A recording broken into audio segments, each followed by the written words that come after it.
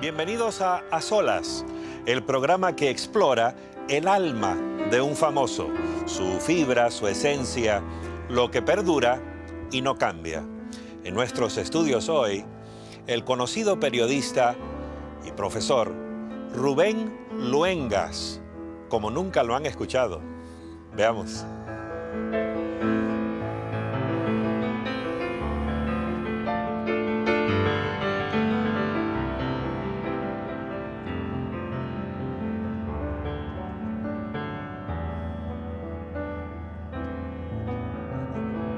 Extraordinario, Rubén. No te conocíamos ese don. Con errores y todas las cosas. Lo toco totalmente de oído, es decir, así. Es un Tchaikovsky con un poquito de salsa. No, están ya las hojas muertas. Cambié el Tchaikovsky, ¿verdad? Bienvenido, querido. Mucho gusto, acá. muchísimas gracias. Hermosísimo estudio. Estamos muy felices de tener tu flamante figura aquí con nosotros, honrados, en este programa que es intimista. Queremos ayudar a la gente, animarlos, tratar de que a través de la entrevista de alguien conocido tomen ánimo y saquen algo, algún provecho. Pues me gusta porque comparto totalmente eso, porque en la televisión trato de hacer eso. ¿Verdad? De tocar fibras para que la gente saque el ánimo, pero sobre todo también para que saque la confianza, saque la conciencia y trate de desmarcarse de toda esta manipulación tan tremenda ¿verdad? Que hay en torno al ser humano, ¿no? Llegar a la verdad. Llegar a la verdad. ¿Verdad? ¿Por qué el periodismo? ¿Qué te atrajo? Porque es una pasión para ti, ¿verdad? Es una buena pregunta. Yo encontré a través del periodismo la posibilidad de introducirme al mundo de las opiniones, de las ideas, de que exista gente que escuche y que por lo tanto reaccione. Dentro de esa reacción obviamente está quien acepta, quien no acepta, quien discute, quien no discute, pero en el periodismo televisivo, que es el que más me he desenvuelto últimamente, siento que se da, en mi opinión, un gran mito. ¿Cuál es el mito? El mito del balance, el mito de que el periodista tiene que ser objetivo. Exacto. Y que para ser objetivo requiere de no opinar, de no tomar partido, etc. Me parece una gran hipocresía. Además de ser una hipocresía, es imposible. Además, es imposible. Entonces muchas veces esconden mediocridad y falta de compromiso en un disque balance, cuando en realidad lo que quieren es hacer un malabarismo en el cual le caigan bien al mayor número posible de personas sin que se comprometan y a fin de cuentas puedan cobrar su cheque y no hacer nada, absolutamente nada por la sociedad. Entonces creo que el periodismo lo entiendo como servicio social. Creo que cuando no hay servicio social, no hay periodismo. ¿Esa es la responsabilidad del periodismo? Sí. Definitivamente. No es solamente ser un observador neutro que está allí nada más viendo las cosas, pero... No creo en eso. Por ejemplo, si eres periodista, y por citarte un ejemplo, haces un reportaje acerca del Holocausto judío, ¿cómo puedes ser neutro? Exacto. No puedes equilibrar, no puedes ir con Hitler y preguntarle, señor Hitler, deme el otro lado de la historia. No, tiene que haber un periodismo también de compromiso, de denuncia. Pero poco a poco han querido meter a este periodismo televisivo en ese disfraz de objetividad, porque si tú te vas a... amoralidad. Y de amoralidad, si te vas a este señor, Murrow, ¿no? Edward Murrow, en los Estados Unidos, de CBS. Este señor opinaba, pero opinaba sobre la base de datos, sobre la base de una investigación, pero se la pasaba opinando. Entonces ahora están en esta situación de no compromiso, disfrazando el verdadero periodismo para convertirlo en entretenimiento. Ya no es periodismo, es entretenimiento. Y cuando los noticieros entraron al mundo de los ratings, fue cuando prostituyeron el periodismo norteamericano, porque entonces ya el criterio de éxito de un noticiero es el criterio con el que se mide el entretenimiento. Entonces el periodista ya busca llenar butacas, no informando, sino atacando a cuestiones viscerales, emocionales, de otro tipo, ¿no? Y lo que ha sufrido es la búsqueda de la verdad. Y lo que ha sufrido es la búsqueda de la honestidad. De la verdad, de la honestidad, Y de es lo que ha ponerse sufrido. al servicio de la humanidad y la ciudadanía. Exactamente. Y en una verdadera democracia de cualquier país del mundo que se jacte de autodenominarse democracia, si los medios de comunicación están respondiendo exclusivamente a criterios de dinero, de negocio, ¿cuál democracia? La mayoría de los seres humanos toman su opinión de la televisión. De ahí toman su opinión. Y la televisión te puede construir en 5 segundos, te puede construir lo que quiera. ¿No? Machado decía, no tu verdad o mi verdad, tu verdad guárdatela. Busquemos la verdad. Claro, claro. ¿Y tú te has dedicado a eso? Me he dedicado a eso sin querer también sentirme dueño de la verdad. Lo que quiero es que la gente despierte. Sin pontificar.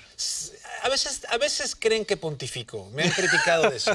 Y tal vez porque... O sea, con bendición, papá, ¿no? No, a veces, pero a fin de cuentas, mientras la gente se pregunte, se sacuda el polvo, porque creo que la televisión ahora se ha convertido en un arma de destrucción masiva. ¿No? Sí. De destrucción de la verdad, de destrucción de la conciencia. Velo con lo de la guerra de Irak. A ver, ¿no? explícame. ¿Dónde estaba la gran prensa norteamericana, incluida la televisión, Sí. antes de la guerra de Irak? En mi programa... Cuestionando allí yo lo que se decía, el señor Scott Reeder dice, no hay armas de destrucción masiva. ¡Ah! ¡Comunista! ¡Antiamericano! ¿Cómo es posible que te atrevas a cuestionar? Bueno, ¿ahora qué dice todo el mundo? ¿Dónde están? Ahora los republicanos mismos le están diciendo al señor Bush, ya basta, están empantanados en Irak. Bueno, exacto. ¿dónde estaba la gran prensa? Y dicen, no, es que nos engañaron. Bueno, ¿por qué a mí no me engañaron? Y no quiero presumir. ¿Por qué hice mi tarea? Que estaba al alcance de todos. Exacto. ¿Cómo es posible que la senadora Hillary Clinton ahora dice, es que yo voté a favor de la guerra porque me engañaron? Si este humilde obrero del micrófono lo engañaron, menos a la senadora Hillary Clinton. Entonces, ese es un solo ejemplo, ¿no? Pero la gente cree en ti. Me parece fundamental y cuando ves eso te das cuenta que tienes una gran, enorme responsabilidad. No es tanto que estén de acuerdo con lo que dices, puedes que discrepen, Sí. pero creen que lo que dices, lo dices con honestidad, con franqueza, que es tu verdad. En términos generales lo sí. creen, porque nunca puedes dejar satisfecho a toda la audiencia, Claro. ¿no? Hay quien piensa, no como yo, pero cree que es honesto lo que digo. Hay quien me critica porque cree que soy una porquería y me dicen, lárgate de este país. Por ejemplo, por cuestionar la guerra de Irak o por cuestionar el tema de la inmigración. Me duele muchísimo el tema de los inmigrantes y documentados. Vamos a acá. hablar de eso Ok. porque tú hiciste un documental muy celebrado. De paso recibió un Emmy, ¿verdad? Sí, Se tituló Los Olvidados. Los Olvidados. Cuéntame. Esto de Los Olvidados es el médico forense de la ciudad de Los Ángeles, donde hay muchos cuerpos que están tratando de identificar para recuperar su identidad. Hay una identidad perdida. Y mucha gente no acude al coroner, médico forense, por miedo a que lo atrapen, por decir, es que este es mi familiar o vengo a buscar el cuerpo. Y no acuden por miedo a ser deportados o a ser identificados como ilegales, yo lo pongo entre comillas, luego te explicaré por qué, o indocumentados. Entonces se vive un verdadero drama, ahí quedan olvidados. Y después de un determinado tiempo, con esos cuerpos dicen, bueno, nadie los reclamó, entonces los señores serán incinerados, ¿ya? Y Al anonimato. al eterno. anonimato absoluto, ¿no? Como la parte de un rostro del drama que se vive de este movimiento de sur a norte en el mundo entero, pero lo tenemos muy cerca aquí, de gente que sale desesperada de sus países buscando una mejor vida, ¿no? ¿Qué te parece esta idea que se está tanteando y sonando sobre aquella pared que se quiere hacer? Mira, primero que nada, cuando te la voy a regresar con una pregunta. Si tú estás de repente en un bosque y ves humo, una enorme cantidad de humo, ¿qué es lo primero en que piensas? Hay fuego. Que hay fuego. Cuando ves millones de seres humanos que salen de México, de El Salvador, de Guatemala, de otros países del mundo a buscar trabajo, ¿en qué piensas? ¿Qué es lo primero que piensas? ¿En qué piensas? Que hay trabajo, hay hay necesidad de esto.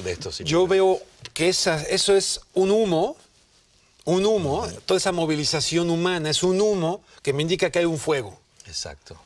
Entonces, los muros y todo esto que están haciendo no buscan atacar el problema en su causa, el fuego. Exacto. Buscan atacarlo en su efecto, el humo.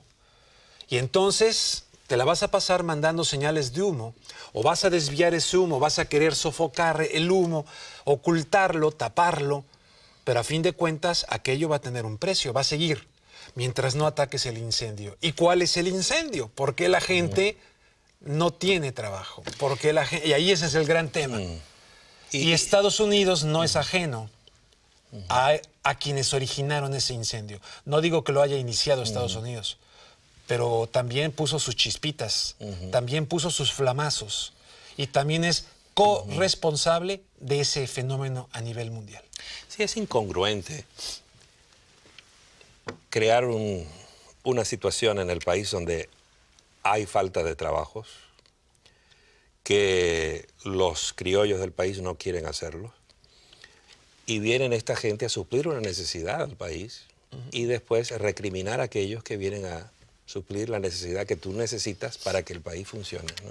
Ahí, en todo eso. Por un lado, pero antes de eso, mira, por ejemplo, esto lo cito de manera reiterativa porque es uno de los mejores ejemplos que encuentro que puede entender la gente. En Los Ángeles es una ciudad que, fuera de México, donde hay más mexicanos, es en Los Ángeles. Fuera de Guatemala, donde hay más guatemaltecos, es en Los Ángeles. Donde hay más iraníes, es en Los Ángeles. Donde hay más salvadoreños, es en Los Ángeles. Bueno, vamos al caso, nos podemos ir al de Irán también, pero vamos al de Guatemala, ¿no? Más cercano, digamos. 1954, Jacobo Arbenz, presidente democráticamente electo a la luz de la democracia. Bueno, el señor dice, en 1954, dice, el 3% de la población de Guatemala son los dueños de más del 70% de las tierras de Guatemala. No checa. Dice, vamos a hacer una reforma agraria para permitir que el campesino guatemalteco viva en su país, en su tierra, en la tierra del Quetzal. ¿Qué ocurre? Dicen en los Estados Unidos, concretamente la United Fruit Company, que tenía una serie de negocios en Guatemala, dicen, no, ¿cómo el señor Jacobo Arbenz nos va a venir a quitar el negocio para una empresa transnacional como la United Fruit Company? ¿Verdad? Era presidente Eisenhower. Entonces dan un golpe de Estado al señor, pero no sin antes acusarlo de comunista en el contexto de la Guerra Fría. Instruyen al señor Carlos Castillo de Armas, que desde Honduras bombardearon de hecho Guatemala, ¿no? Con aparatos de acá. Y a partir de eso se apoya una dictadura de más de 36 años, súper sanguinaria, no democrática, ¿verdad? Y luego no quieren que haya guatemaltecos en Los Ángeles, porque son ilegales, porque no sé qué. Entonces, ahí Estados Unidos, a través de la CIA, ¿verdad? Inició un incendio en Guatemala, donde ahora se quiere hacer con que yo, ¿cuándo? ¿Cómo? Bueno, ahí está la responsabilidad. Entonces, apagar el incendio significa que Estados Unidos pudiera hacer una introspección a su pasado, a su presente, a su futuro, ¿verdad? Hacer esa evaluación y decir, por mi culpa, como dicen los católicos, reconocer la mea culpa y decir, tengo que cambiar. Como dice Carlos Fuentes, no puedo construir un paraíso privado estando rodeado de infiernitos y de infiernitos que yo mismo ayudé a construir. No sé si me explico. Sí, sí, claro. ¿Estás viendo asomos de eso, de algo así, NAFTA, algunas cositas? El NAFTA, concretamente para México, ahora que lo dices, que entra el 1 de enero de 1994 en México con Carlos Salinas de Gortari, no lo veo que esté ayudando al pueblo ni a los campesinos. En el caso mexicano se cambió. En el caso mexicano se cambió el artículo 27 constitucional en el marco de las exigencias agrícolas del Tratado de Libre Comercio. el campesino mexicano, por lo menos, que venía muy deteriorado por toda la corrupción que ya sabemos, etcétera, por lo menos se podía alimentar del campo mexicano. Ahora está prácticamente desmantelado, con esta tendencia privatizadora. Esta emigración primero es interna, a Guadalajara, a México, a las grandes capitales, están abandonando el campo, aunado a la corrupción interna. Y ahora resulta que con el señor Vicente Fox, expresidente de México, se rompieron marcas de emigración a los Estados Unidos. Entonces, el Tratado de Libre Comercio está beneficiando a las grandes corporaciones, a la macroeconomía, o está beneficiando a la sociedad, abajo, a la gente. Me da la impresión que está beneficiando a los grandes negocios y esto no está derramando, no está escurriendo como beneficio a esta gente, que las llevan luego a las maquiladoras para construir una serie de productos que de alguna manera también estamos sosteniendo una relación insustentable con el planeta Tierra. Tan es así que el planeta Tierra como órgano vivo se está quejando y tenemos el calentamiento global y tenemos tantos temas. Entonces, este Tratado de Libre Comercio, digamos que tiene un espíritu contrario al espíritu de una frase que me encanta de San Francisco de Asís, que decía él: yo necesito pocas cosas. Y las pocas cosas que necesito, las necesito poco. Ese es el hombre libre. Estos te dicen, no, tú necesitas muchas. Y las muchas cosas que necesitas, las necesitas mucho. Endrógate, endeúdate, ¡pum! Sé esclavo de las cosas. Entonces, como humanidad tendríamos que reevaluar que todos necesitamos cosas. Todos necesitamos comer. Todos necesitamos vivir. Pero de repente estamos creando una bola de tonterías, ¿verdad? Mercancías y tratado de libre comercio, en fin, estamos hablando de la globalización de los derechos humanos, de la globalización del amor.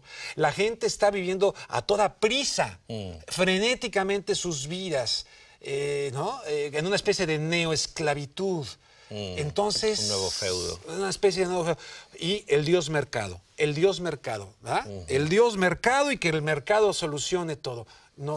¿Y qué de aquellos que apuntan, señalan a la privatización en los países, inclusive ahora la China, quién lo diría, y que está produciendo cambios positivos? ¿Qué te dirías de eso? Me parece muy bien, pero es que del otro lado tuvimos lo que fue una especie de capitalismo de Estado, el monopolio de la privatización estatal de las cosas, ¿no? Que bien refleja Orwell en su Granja de los Animales, etcétera, cancelando libertades, en fin. Exacto. Entonces está lo que se llama la búsqueda de la tercera vía, ¿no? Yo personalmente, como creyente, como alguien que me identifico, como alguien que estoy buscando el significado de mi vida, de mi existencia, y que busco a través de una explicación... En un plano espiritual. En un plano espiritual, digo, ¿por qué vivo? ¿Por qué me levanto cada día? ¿A poco me levanté para ir a comprar un Starbucks? ¿O me levanté para ir a comprar un nuevo pantalón o tener un carro de último? Para eso vivo. Me parece una vida muy pobre. Yo quiero vivir para algo, tener otro significado, claro, para ver distinto a mis seres, a mis semejantes, y no verlos en esta velocidad esquizofrénica que todo mundo vive, desde no hay tiempo para platicar, no hay tiempo para un café, todo el mundo anda con sus iPods y sus cosas. A mí me encanta el ajedrez y nadie juega ajedrez que porque no tienen tiempo. O sea... Una nueva esclavitud. Una nueva esclavitud. Como aquel paseo que se dio Sócrates una vez por el puerto y miró todo lo que llegaba de todos los lugares del mundo y dijo, mira todas las cosas que no me hacen falta. Pero nosotros estamos convencidos de que sí nos hacen falta. Nos convencen. Tenemos que tener el celular, tenemos que tener el carro tal, tenemos que tener la casa igual que el vecino. Y en algún momento tenemos que hacer una toma de conciencia. Una toma de conciencia. Entonces eso de China, etcétera, bueno, está muy bien, pero vaya, China está cambiando en sus cosas económicas, pero no ha cambiado, por ejemplo, en muchas cosas de derechos humanos, de libertad de expresión. Pero trayéndolo al plano del individuo, ¿no? Podemos pasar todo el tiempo echándole la culpa al norte, a los políticos, a esto, pero en un momento dado tenemos que responsabilizarnos y decir, a pesar de esto yo voy a andar adelante, ¿no? No, por supuesto que sí. A nivel de individuos puedes encontrar muchas biografías de personas que han logrado sobreponerse a condiciones, a entornos difíciles, y que de una manera de una especie de fuego, de fuerza interior, de motivación interior. Pero hay otras personas que desgraciadamente no se trata de estar de manera paternalista. Exacto. Diciendo, ¿no? Pero hay personas que tú les puedes decir, tú eres el arquitecto de tu propio destino. A ver, ve a Bolivia, por ejemplo, algunos niños mineros que trabajan en Bolivia en estructuras donde no hay una... O sea, tú para rodear, por ejemplo, en la educación, por ejemplo, de Paulo Freire o de María Montessori, estás rodeando de estímulos al niño para que el niño florezca y saque lo que tiene. Exacto. Pero hay estructuras innegables de política, que hay que cambiar, etcétera, que oprimen esas posibilidades en muchos seres humanos. Y que no desarrollan su potencial, porque viven en condiciones donde no hay esos estímulos más que la necesidad apremiante de comer hoy y de comer mañana. Entonces, cuando el comer se convierte en una situación de supervivencia, de sobrevivencia, la gente no puede tener posibilidades de otros estímulos.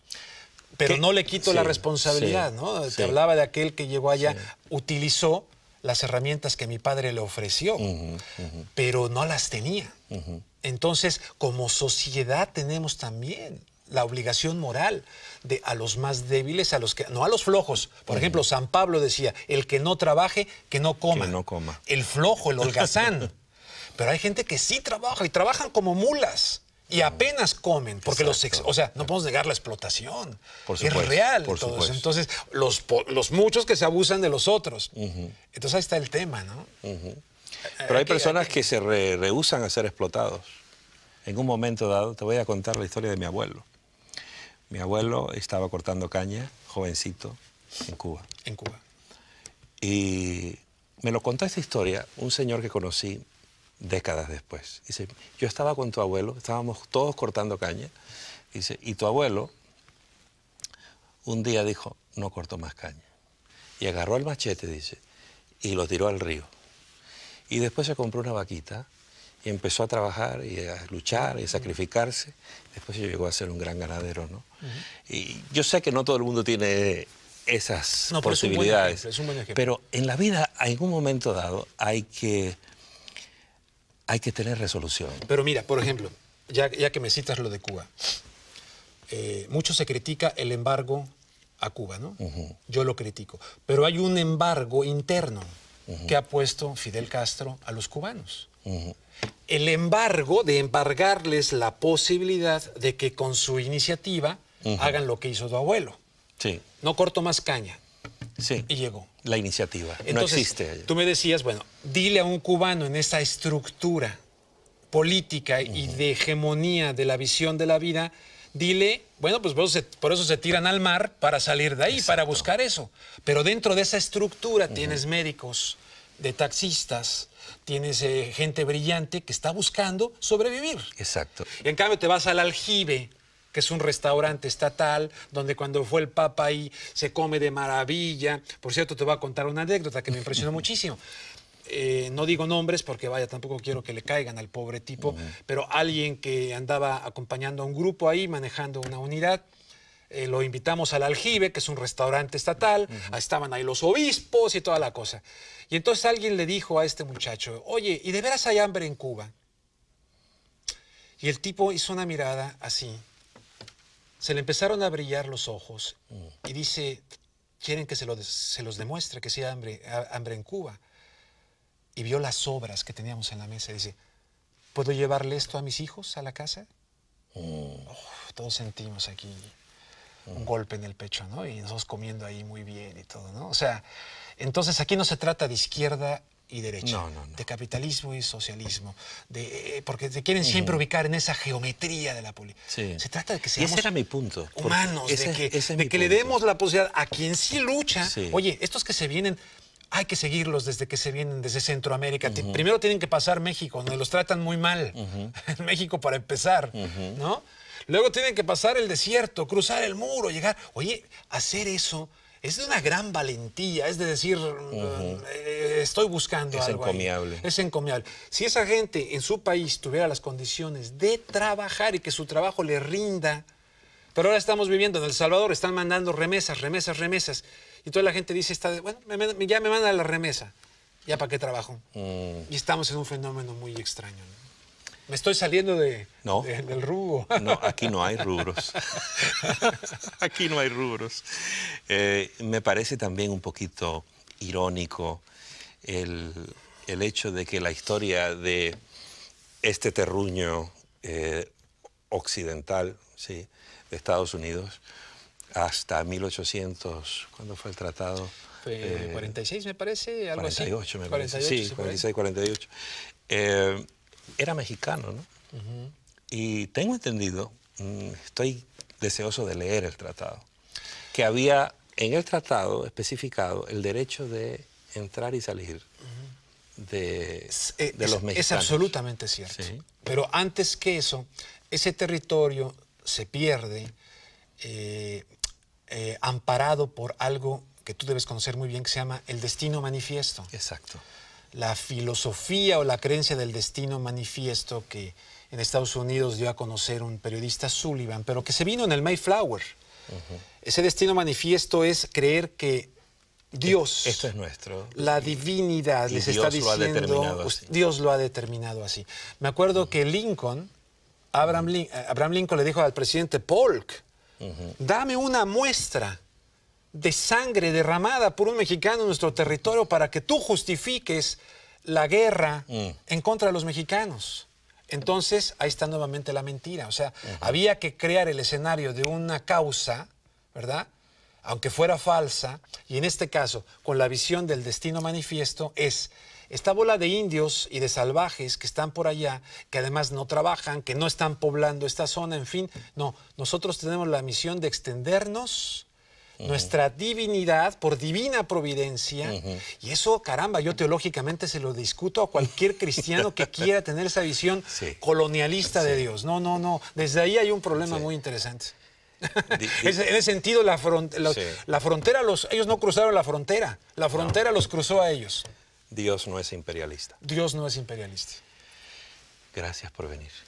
Muchísimas gracias a ti, fue un placer. Se Espero no haber hablado demasiado. Tiempo, pero hablaste muy lindo. Muchas gracias. Gracias por tenerme. Y a ti, querido, querida, te digo ya al término del programa, recuerda esto, no hay nadie como tú, solo tú eres así. Por lo tanto, da lo mejor de ti, que Dios te ama y nosotros también. Hasta luego. La voz de la esperanza, al grito del corazón, alcanza herido y lo entrega a Dios. La voz de la esperanza te eleva al poder divino.